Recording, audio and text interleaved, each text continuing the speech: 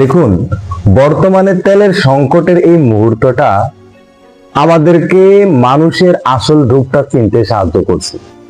মানুষের আসল রূপটা প্রকাশ করে দিছে যে মানুষ মূলত গরিব না, মানুষ মূলত অসহায় না, মানুষ শুধু গরিবের বান্দরে আমাদের দেশে বসবাস করে, আমাদের সমাজে বসবাস করে।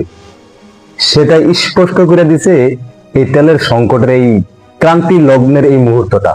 ভিডিওর মূল থিমে যাওয়ার আগে ভিডিও টপিকের বাইরে আমি ছোট্ট করে একটু কথা বলে রাখি।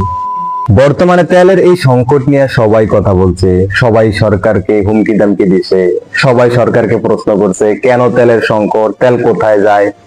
এই ধরনের ভিডিও বানাইছে, এই ধরনের নিউজ করছে বা এই ধরনের কন্টেন্ট তৈরি করছে। তবে আমি সবার মতো এই সমস্ত বিষয়ে কথা বলবো না যে কেন তেলের সংকট, তেল কোথায় যায়। কারণ এই সমস্ত বিষয়গুলো দেখার জন্য বাংলাদেশের সরকার আছে, আমার চেয়েও অনেক অভিজ্ঞ ব্যক্তিবর্গ আছে।